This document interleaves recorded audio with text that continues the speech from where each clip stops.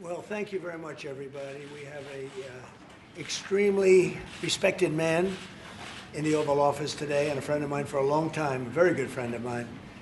And I'm very proud of the job he's done. What he's done is incredible in terms of human rights and everything else.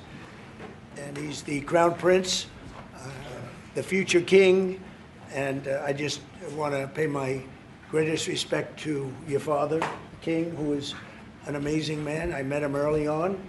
He greeted me at the airport at an age that was pretty high up there, and it was about 117 degrees, and he was standing on the red carpet as I came out of the plane. And he's amazing.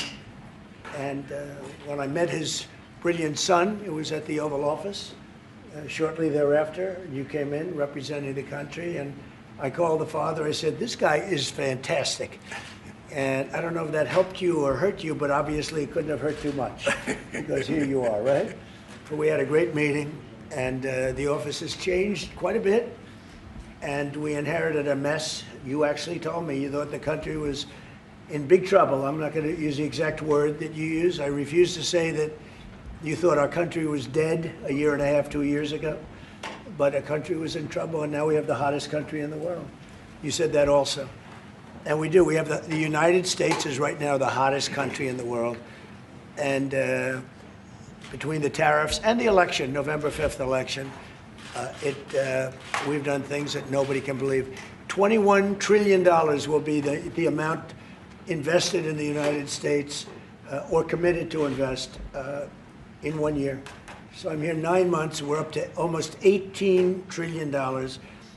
Biden, as an example, the Biden administration, if you call it that, it's not, to me, it was the Biden lack of administration. They were less than $1 trillion for 4 years. We're going to be $21 trillion for 1 year. I think that's hard to believe.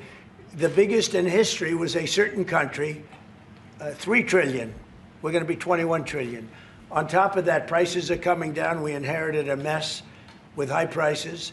The worst inflation in the history of our country. We had inflation that was a single 4 years, the worst inflation in the history of the United States. Gas prices through the roof, and that's after destroying our petroleum reserve, which was meant for wars and big emergencies, not to try and win an election. They opened up the reserve so that people get $3 less in gasoline, and it didn't work. They got about 3 cents less, because as big as those reserves are, they're peanuts when you're talking about that kind of traffic. And we're rebuilding the reserves. We're doing all of this, and we've done a job. We're also bringing down prices very substantially, and we've already brought them down very, very substantially. Gasoline is way down. I think you'll be seeing $2 gasoline, but we're now at $2.50, $2.45. Some are lower than that. It was $4.50, $5, $6, $3.50, $3.75.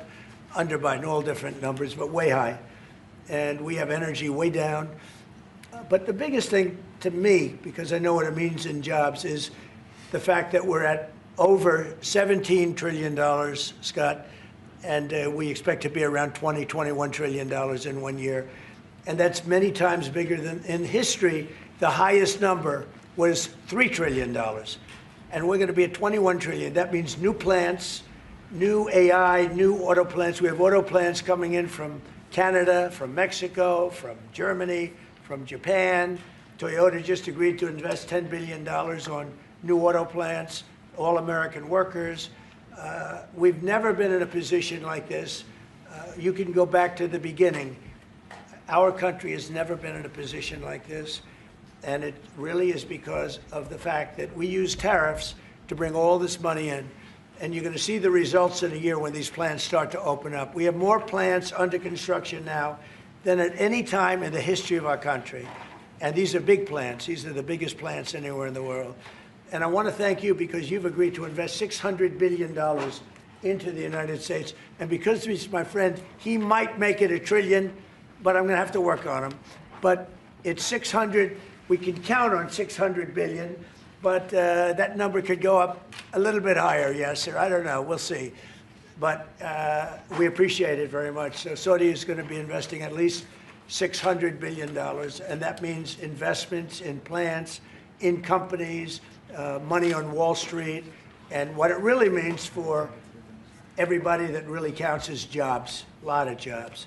We have a lot of jobs. So I just want to thank you. We've been really good friends for a long period of time. We've always been on the same side of every issue. I think we've done a great job in wiping out the nuclear capacity of Iran. Nobody else could have done that. No other president would have done it. We had the pilots in the Oval Office right here. We were celebrating a very successful attack. So I had them in with that beautiful B-2 bomber that's over there. And they said, sir, for 22 years, we practiced this attack. Our predecessors, these were very young guys, so 22 years, they said our predecessors and us practiced the attack on Iran, but no president ever gave us the go-ahead. 3 times a year they went out and they practiced the attack. Nobody let us do it until you came along, and I let them do it because it was the right thing to do. You can't have a nuclear Iran. And so we put you in a very good position. But I just want to say it's an honor to be your friend, and it's an honor that you're here. And if you'd like to say a few words, but thank you very much. Well, thank you, Mr. President. This relation has been a relation for about 9